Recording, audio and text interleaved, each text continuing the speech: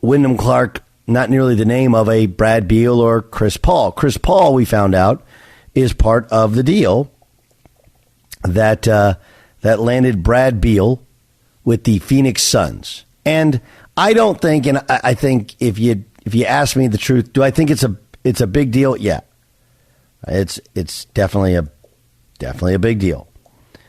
But I also think that part of this entire story is, well, it's the first of what we feel like is going to be several moves where star players are going to be traded on draft week. So I thought when I first heard the move, I was like, man, Brad Beal, they had to give up DeAndre Ayton. They did not. Then you start to look around and like, wait, all they gave up was Chris Paul and Landry Shamet. How many teams has Landry Shamet been on, by the way? He's only been in the league like 5 years. Suns, Clippers, Sixers. Who else? It feels like more. And obviously now he's on the Wizards.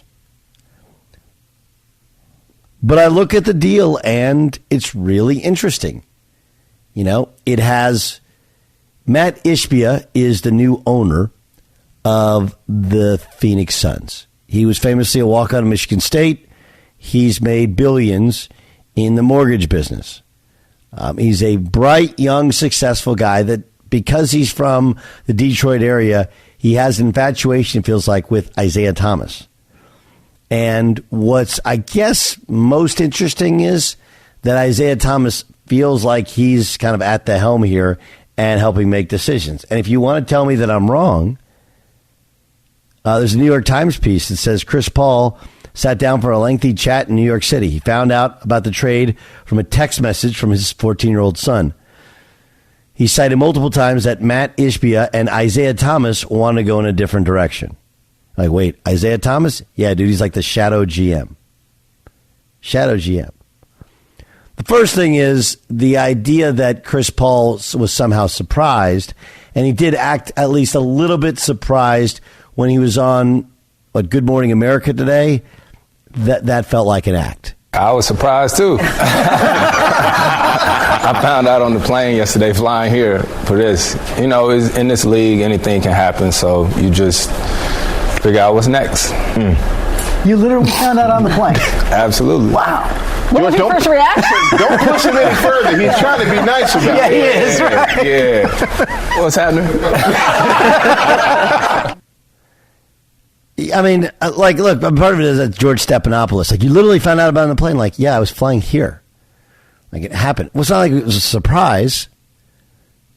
Because if you go back a week ago, there was talk about him being released. It was like, it wasn't going to be released. It was, they're going to try to fade trade partner. And if they couldn't, he would be released. And he still probably ends up with the Clippers, maybe the Lakers. But it's a really interesting one. You know, and I think one of the things that, do I like it? Of course. It gives us something else to talk about. It gives us a different sort of style of a big three. Because all three are scorers. Like, there's not one that's like, well, he's a facilitator and he's a big guy and he's a shooter. You know, all three are scorers. And all three can pass. And you can make the case that Kevin Durant is the best passer of them. Neither of the three are great defenders, although Durant's probably the best rim protector. The other two are fine. They're not bad. They're not great. But you just basically, and you add in DeAndre Ayton, and look, DeAndre Ayton is not a great player, but he is a good player, and the best thing he does in a basketball floor is score. But we talked a little bit when Jokic and the Nuggets closed out the NBA championship at the start of last week. We talked about how we got to view basketball differently. You know? And this is a perfect example of basketball not being viewed differently. This is somebody sitting there going like, okay, well, we get 25 from Durant. We get 25 from Booker. We get 25 from Beal. We get 20 from Ayton. Now who's going to beat us? Like, well, can you stop anybody? Secondly, are you definitely going to get all that? There's only one basketball. Now, if they're going to play with four different basketballs, it's a really good team. I don't have negative things to say about these guys and what they'll do culturally. Like, Kevin Durant's still a leader in terms of getting them to work hard. He's won championships. He's been a Finals MVP. Like, they'll follow his lead. I got nothing. And you have a coach now who comes over and is a very good defensive coach.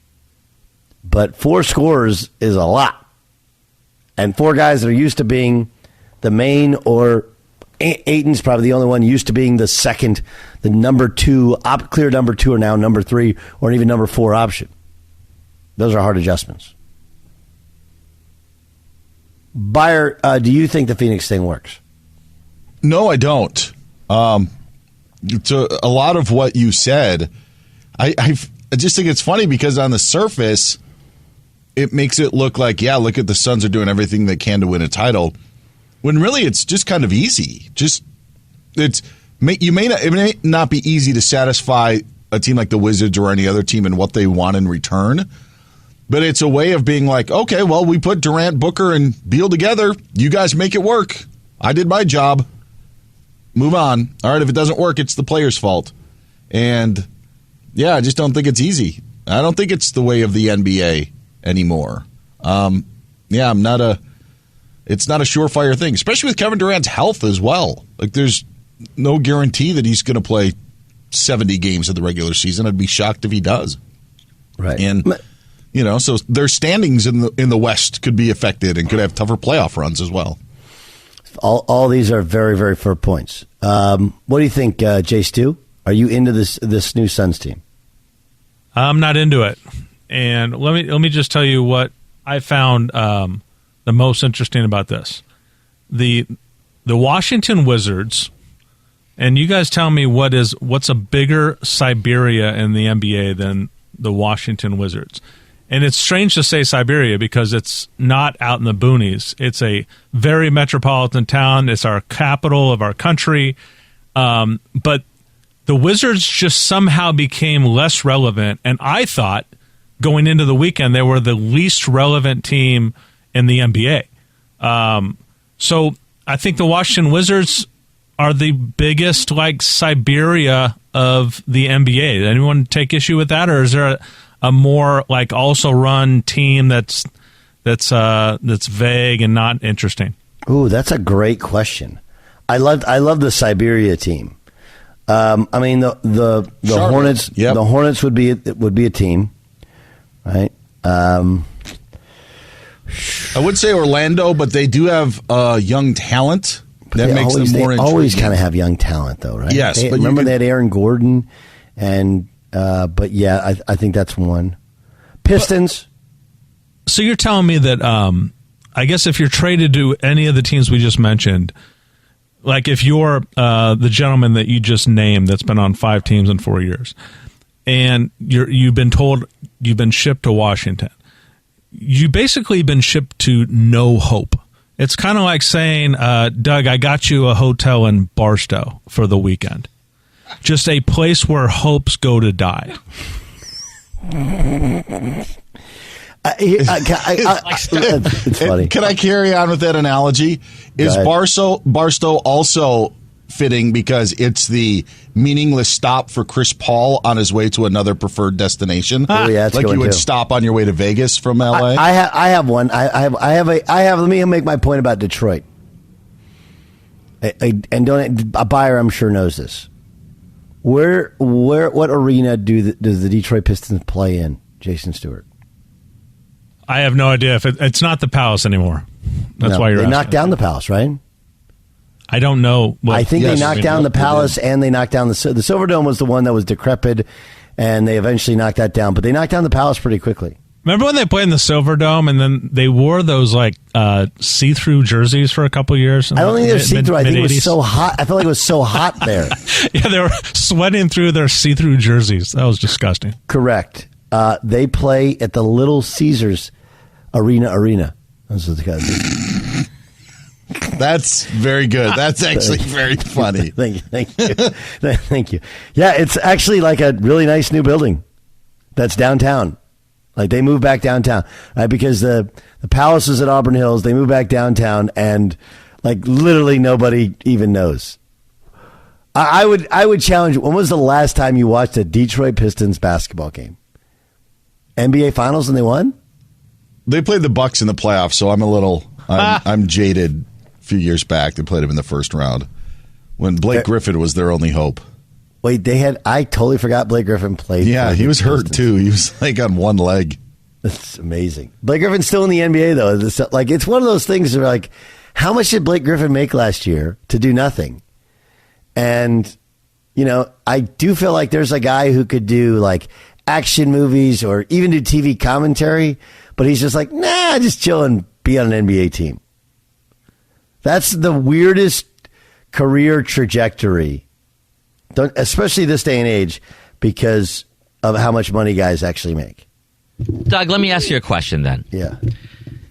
If we just called one city the Siberia of basketball, Dan just mentioned you guys. Let's pick some other teams that are irrelevant. Charlotte, Detroit, but is it money then? Why are these teams in the NBA then? Why are we? If nobody cares about these programs, and why are they even? Why don't we just get rid of them? Then we have three less teams. Because everybody makes money for it. It's the same reason that. Sure. I just want to make sure that I agreed with you. I think that's why. It's the money, but it just otherwise than that, these teams don't feel like anybody cares. It's always my theory about like, oh man, the Rangers are in the World Series. Who's going to watch that? Okay, well if no one's going to watch the Rangers, then take them out of the MLB. Right? Take them out. Why are we following teams that we only want 4 teams to make the World Series? Why do we have all these other teams then? I don't understand this. Because I want to see the Rangers in the World Series, but everybody else seems to think that in the media nobody cares about these teams. No one's going to watch that. Well, those ratings are going to be horrible. Okay, then let's take them out and we don't have to worry about them anymore. Dan, yes. Do you think more or less of Blake Griffin because he's played for like under $3 million both the past 2 years? Chasing he's doing the classic ring chase. Yes. 2 years ago, Nets. This year, Celtics. Yeah, I do look at his career differently. Yes. Probably not in a good way. I think it's okay for guys to not win rings. Not everybody is supposed to win rings. And just chasing it. He did contribute to Brooklyn during his time there, but he didn't do anything with Boston. He did not contribute to Brooklyn.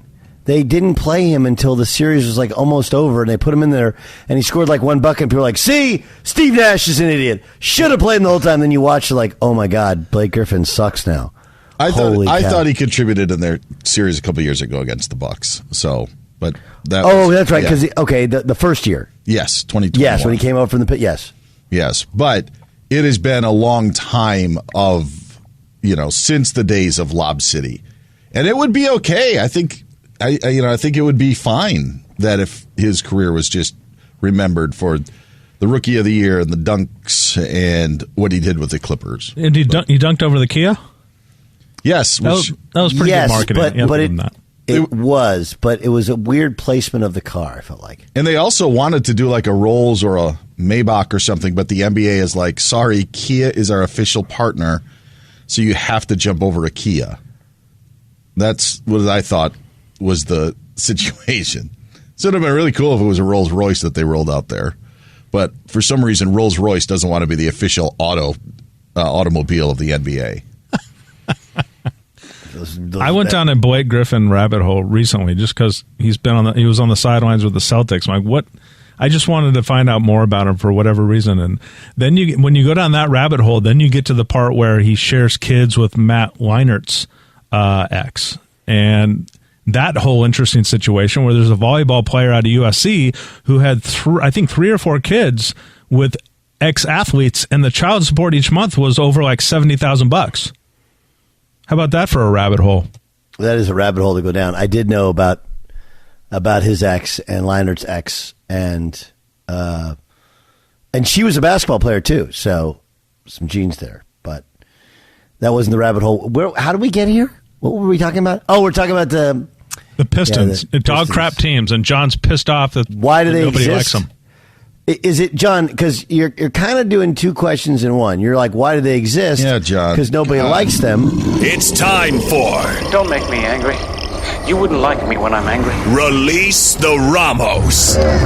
So, Ramos, help me out. Are you angry at the media for pretending like these teams don't exist? Or are you angry that teams are non-competitive for long stretches of times? No, it's the first one. I'm trying to figure out why. Which one is it? I'm trying to figure out like why people. We just got done talking about like here are teams that are irrelevant in basketball, and my question is, so why are they even? And you made the point, and your point is exactly what I thought, which was because of the money. Well, they all make money though. It's a lot like why does Alabama play? McNeese State. Right. It works, right? For Alabama, they have to cut them a check. But that's you're not going to get rid of. I'm just using this college because McNeese State. You're not going to get rid of the college because it's a university of learning. Like I understand why they're there. They just happen to play Alabama because they want to make some money and whatever. But I'm talking about an actual team that I hear every single year, and every time we get to a World Series or an NFL, nobody wants to see the Tennessee Titans in the Super Bowl. And the ratings are going to be horrible. Like, okay, well, if we don't want to see them in the Super Bowl, then get rid of them. And we don't have to worry about that. That's not what it means.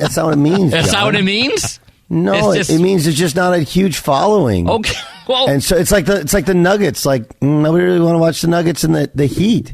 But if the Nuggets win a couple years in a row and keep this thing going, they'll get better numbers. They'll have a bigger following. Okay, but they're always going to be held back by the fact that a distant second in their own city. This is I think the perfect way to do it. John, do you ever go to a buffet in a Vegas casino?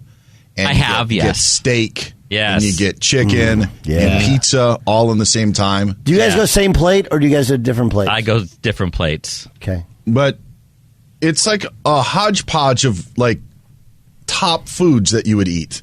It's why you would need like a potato or a vegetable to accompany the steak. Or maybe you would like a chicken wing with the pizza. You can't have all steak, pizza, and the top tier foods in the NBA. Can't have it. You need some of the potatoes and the broccoli. That's what you need.